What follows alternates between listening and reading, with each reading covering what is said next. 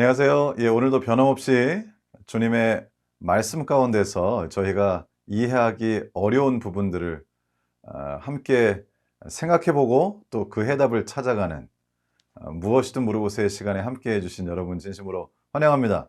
오늘도 역시 우리 성도님들 가운데 한 분께서 주신 질문의 해답을 찾아가 보는 시간을 갖도록 하겠습니다.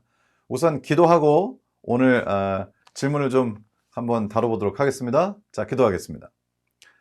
사랑이 많으신 아버지 하나님, 오늘 시간에도 저희에게 주님의 말씀을 주시고 성령 하나님의 은혜를 주셔서 주님께서 허락하신 귀한 말씀 가운데 우리가 이해하기 좀 어렵다고 느끼는 부분에 대한 해답을 찾아갈 수 있도록 은총을 베푸시니 감사합니다.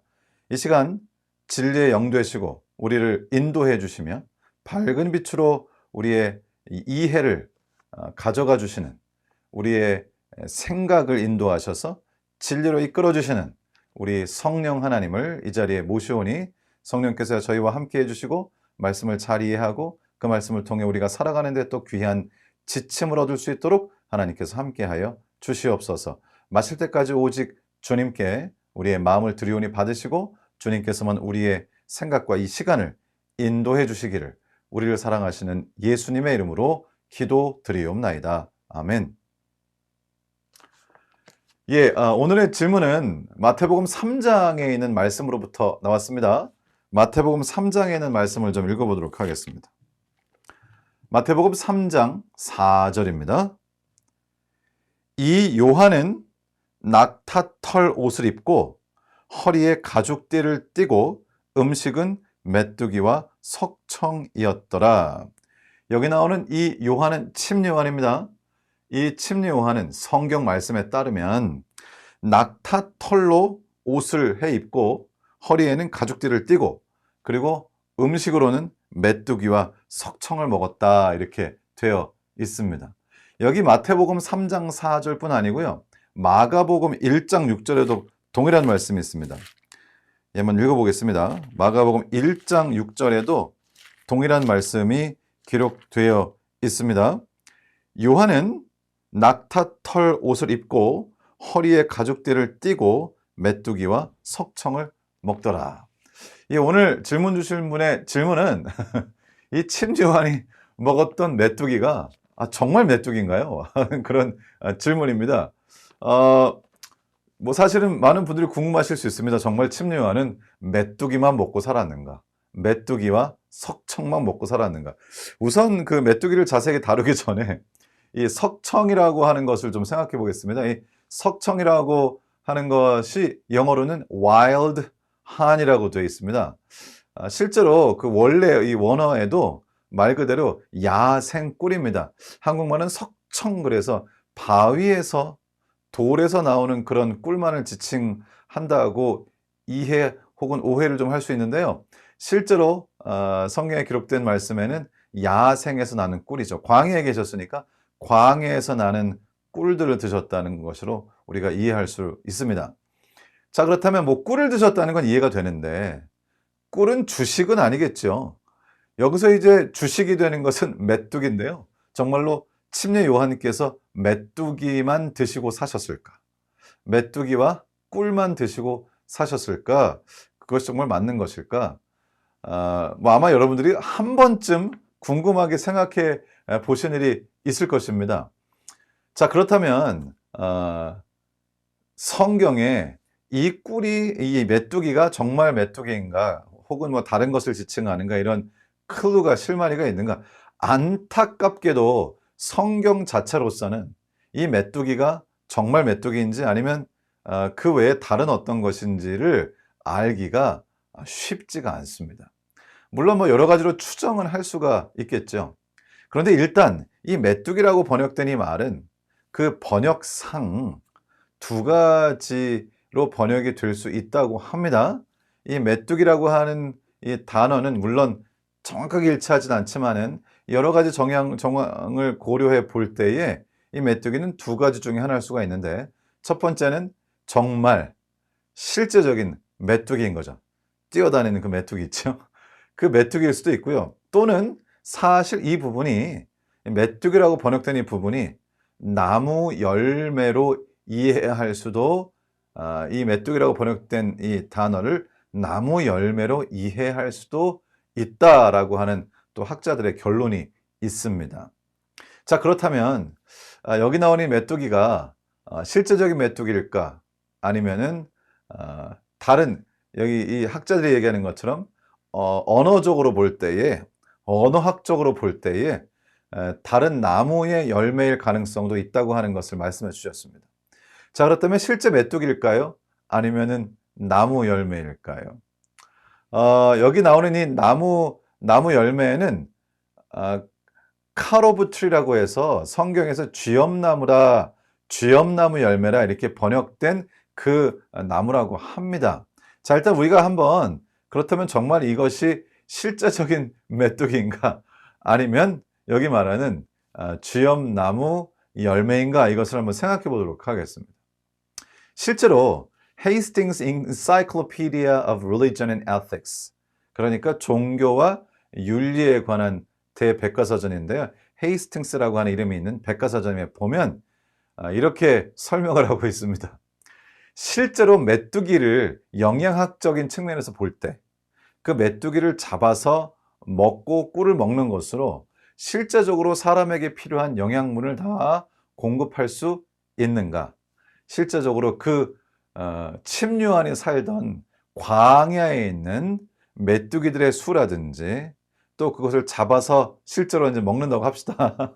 뭐 구워 먹었든 어떻게 했든 그것을 먹을 때 전체적인 양, 실제로 침류안이 먹을 수 있는 양과 그리고 그 메뚜기가 가지고 있는 영양학적인 측면에서의 가치, 인간의 생명을 유지할 만큼 영향이 있는가라고 하는 것을 아주 면밀히 살펴보았을 때 과학적으로는 그 당시의 광야에 실제로 있었던 메뚜기의 양과 침류안이 실제로 그것을 먹을 수 있을 확률과 그리고 그것을 먹었을 때 공급되는 영양분을 종합해서 고려해 볼 때 실제로 침류안이 그것만으로 생존하기는 불가능하다, 어렵다고 하는 그런 결론을 내렸습니다.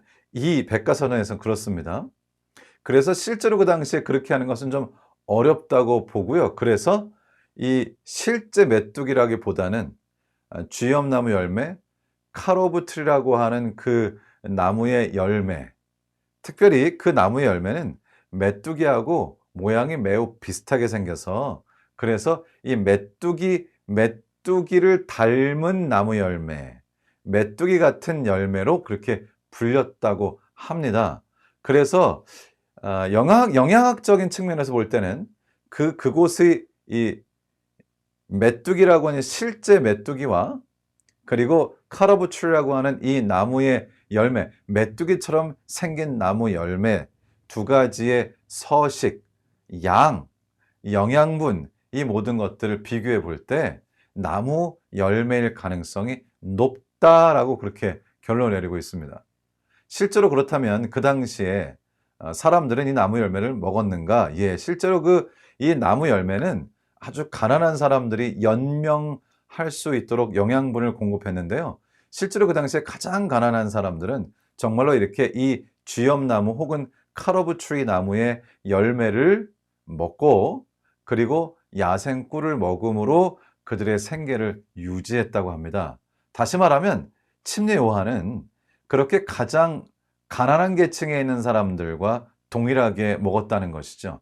자기 자신을 가장 연약하고 가난한 사람들의 위치에 두었다고 하는 것을 알 수 있다. 그래서 이 메뚜기와 또 석청을 먹었다고 하는 이 본래 표현 자체는 아주 가난한 사람들과 동일한 생활, 동일한 정도의 영향을 섭취하면서 살았다 이렇게 볼 수 있다고 하는 것입니다. 자, 일단 지금까지 본다면 나무 열매일 가능성이 좀 높은 것 같죠? 그렇다면 지금은 저희가 이제 침류안에 살던 당시로부터 아주 후대에 살고 있으니까요. 뭐 한 2000년이 지났으니까 사실 그 당시에 어떻게 살았는지를 알기가 참 어렵지만은요. 예수님께서 사시고 침류안이 사시고 예수님께서 사시고 예수님의 제자들이 살고 그리고 초대교회 교우들이 살던 1세기 그 1세기에 살던 그 세대의 분들 바로 다음 세대. 그러니까 예수님을 직접 본 건 아니고요. 그 예수님을 직접 본 분들, 또 초대교회 성도들, 그분들의 다음 세대부터 직접 예수님을 보지 못했지만은 예수님을 직접 본 사람들로부터 가르침을 받았던 세대로부터 시작하여 약 8세기까지, 다시 말하면 기독교 역사에 있어서 상당히 초기에 계셨던 교회 지도자들을 Church Fathers, 교부라고 그렇게 부르는데요. 그 교부, 그러니까 그래도 예수님은 사실 당시와는 우리보다 훨씬 좀 가까운 시대에 사셨던 분들은 어떻게 이해를 했을까? 그래서 이 교부들께서 쓰신 설교문들을 살펴보았더니 현재 남아있는 교부들의 설교문들의 기록에 따르면 침례 요한이 먹었던 이 메뚜기는 나무 열매, 즉 식물로 이해하고 있었던 것을 알 수 있습니다. 그러므로 일단 지금 현재까지 이 침례 요한이 먹었다고 하는 이 메뚜기는 실제 메뚜기가 아니고 나무의 열매였을 가능성이 점점 높아지는 것이죠. 1세기 말부터 8세기까지 사셨던 이 기독교 역사에 있어서 종교 지도자들의, 이 교회 지도자들의 이해는 식물성인 이 카로브 트리의 열매인 것으로 그렇게 이해한 것으로 우리가 알 수가 있습니다. 또 한 가지 생각해 볼 부분이 있는데요. 유럽 지역에는 유럽의 언어, 뭐 스페니쉬라든지 독일어라든지 이런 언어에 영어로 말하면 Saint John's Bread, 그러니까 성 요한의 빵이라고 하는 표현이 있다고 합니다. 이 Saint John's Bread라고 표현하는 이 표현은, 이 관용구는 공교롭게도 카로브 트리, 저희가 좀 전에 이야기를 나눴던 메뚜기하고 아주 비슷하게 생긴 나무 열매, 바로 그 나무 열매를 지칭하는 표현으로 쓰였습니다. 다시 말하면 이 카로브 트리라고 하는 나무의 이 열매가 메뚜기처럼 생겼는데 그 열매를 부를 때 요한의 빵이라 이렇게 불렀다는 것입니다.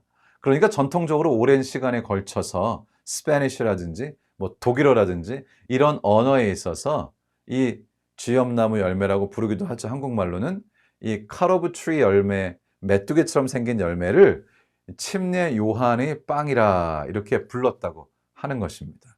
역시 나무 열매일 가능성이 자꾸 높아지는 것이죠. 또 그뿐 아니라 옥스포드 사전을 찾아보시면은요, 메뚜기라는 단어, 영어로 로커스트죠. 그 로커스트라고 하는 메뚜기라고 하는 단어를 소개하면서 그 어원을 설명하고 있는데요. 이 어원에 대한 설명이 이렇게 되어 있습니다. 이 단어의 기원이 되는 그 그리스어는 실제적인 메뚜기와 또 메뚜기와 비슷하게 생긴 카로브 트리 두 가지 의미를 다 가지고 있었다라고 이렇게 설명을 하고 있습니다. 그러니까 역시 카로브 트리 나무 열매일 가능성이 있다는 말씀이시죠. 또 이런 부분도 있어요. 예수님께서 그 당시에 쓰셨던 말씀을 하실 때 쓰셨던 구어는 아람어였습니다. 성경은 그리스어, 헬라어로 되어 있죠. 그러니까 사실은 이 그리스어라고 하는 것은 그 당시에 written language였죠. 문어로 쓸 때 쓰고요. 주로 공식적인 언어로 썼지만은 구어체, 말을 할 때는 아람어를 썼습니다. 사실은 그래서 성경책, 신약 성경책, 특별히 사복음서에 나오는 예수님께서 하신 말씀은 예수님께서 아람어로 하시고 그것을 헬란말로 번역한 것이나 마찬가지죠.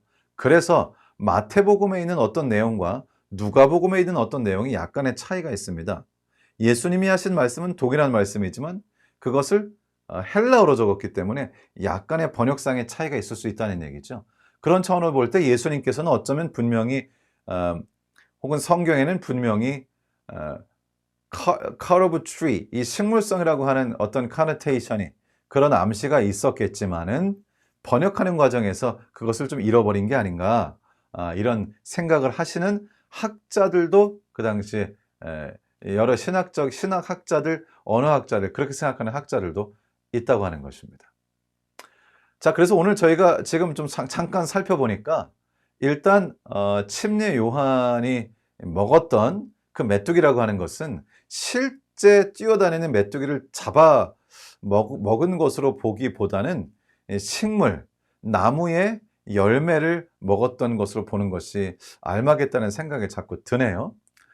생각해보면 침례요한이 메뚜기를 잡아먹느라고 막 뛰어다니는 메뚜기를 막 잡아서 막 먹는다는 것을 상상해보면 조금 침례요한의 성향과는 잘 어울리지 않은 것 같고요.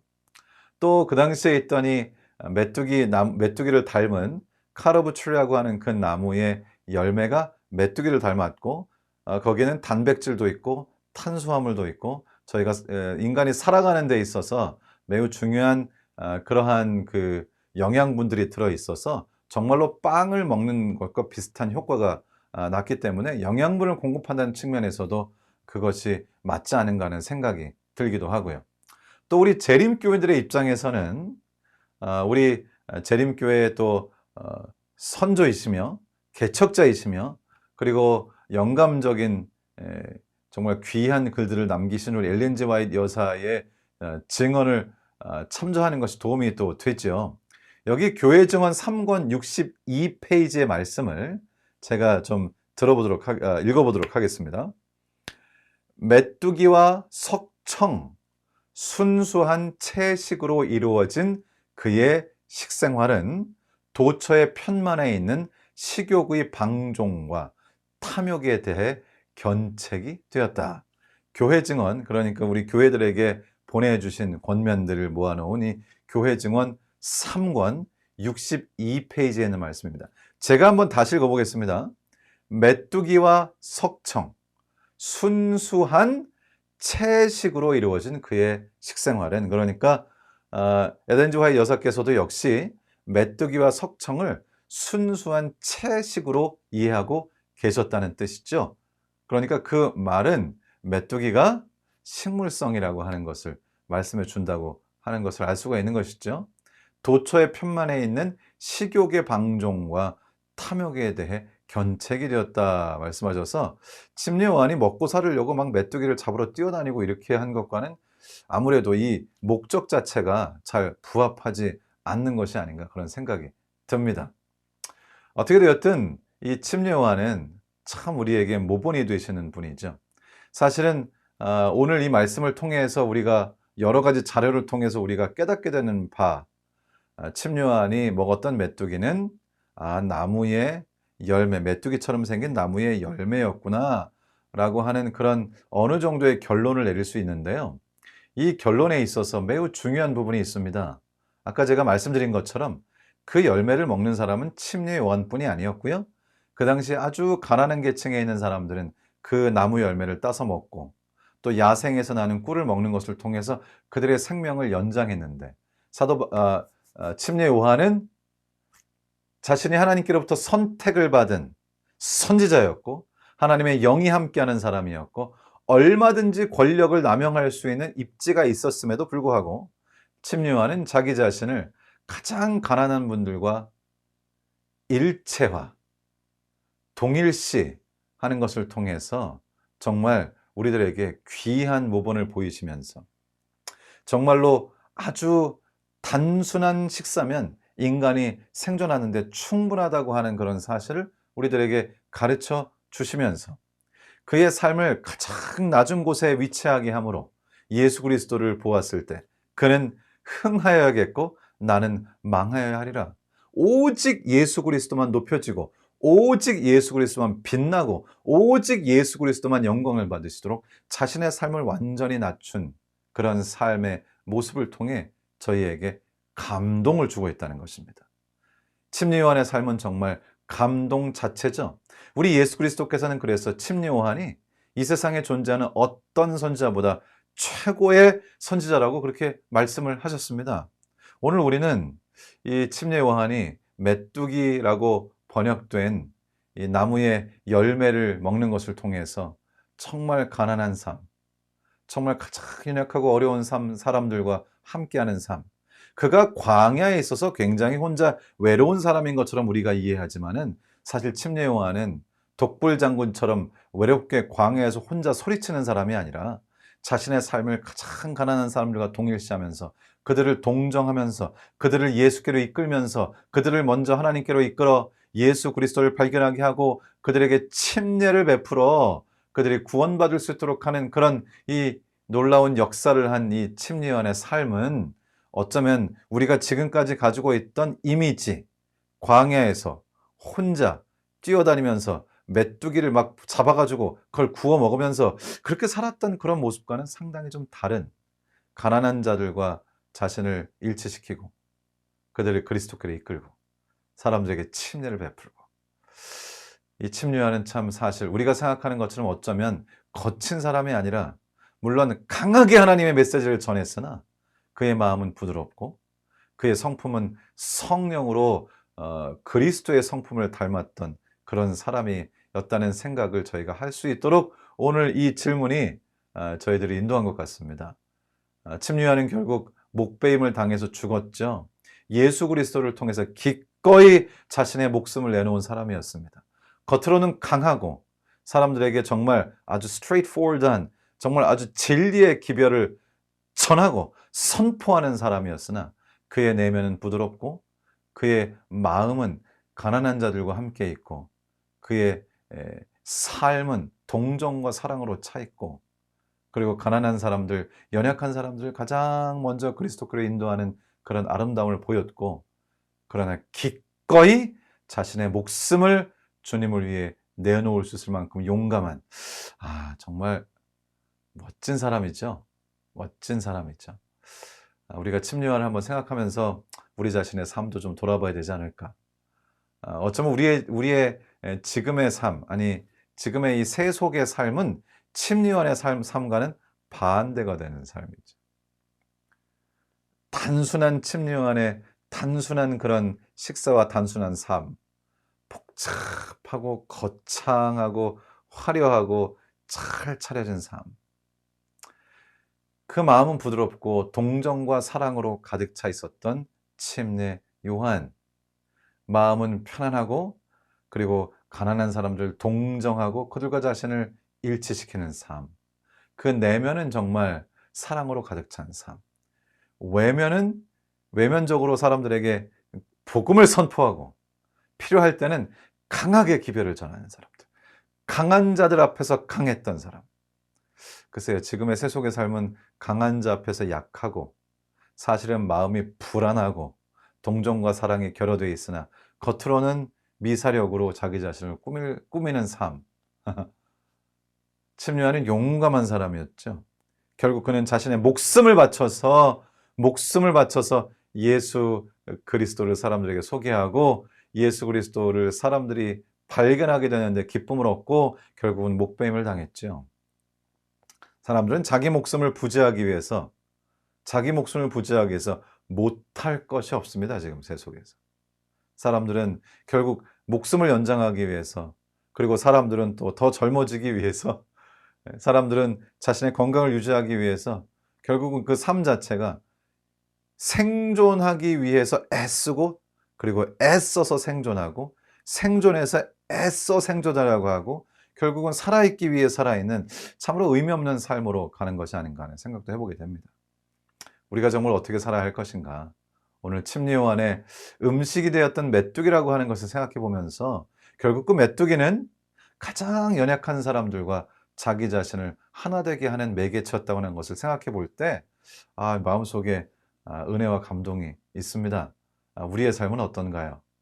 여러분, 우리도 역시 마찬가지로 연약한 분들과 우리 자신을 동일시하면서 그들의 삶 속에 빛이 되고 소망이 되고 결국 우리 구세주 예수 그리스도를 그들에게 소개하여 생명을 얻게 하는 것이 우리의 삶이 되어야 하지 않을까 하는 생각을 침례요한에 대해서 오늘 읽으면서 생각을 해보게 됩니다.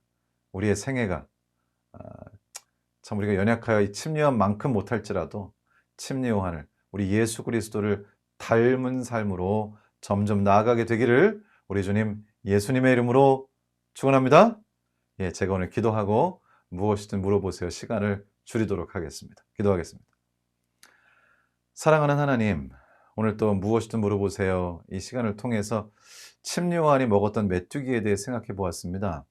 의외로 또 사실 저희가 시작할 땐 예상하지 못했으나 이 메뚜기라고 하는 이 주제가 우리를 침례요한의 마음을 이해해 좀 더 이해하는 곳으로 이끌어 주었습니다. 침례요한의 동정과 사랑, 가난한 자들과 함께했던 그 삶, 가난한 사람들, 가장 연약한 사람들의 편에 섰던 사람, 가장 연약한 사람들과 같은 삶을 살았던 사람. 우리들에게 일깨움과 견책을 줍니다.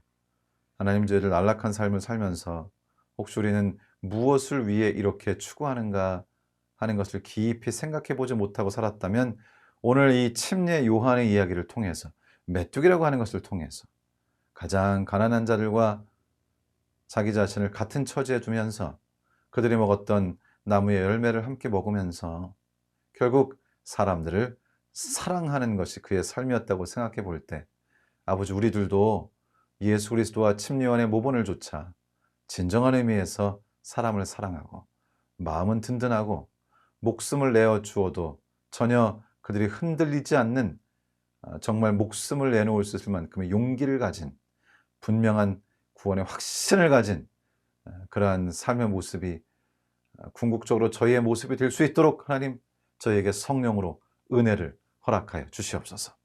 남은 오후 저희와 동행해 주시고, 저희가 오늘 이 메뚜기라고 하는 화두를 던졌으니 이 침례요한의 삶, 메뚜기, 가장 가난한 사람들의 음식, 아버지, 저희도 우리의 삶을 돌아보며 한번 메뚜기라고 하는 것을 생각해 보는 귀한 기회가 될 수 있도록 도와주시옵소서.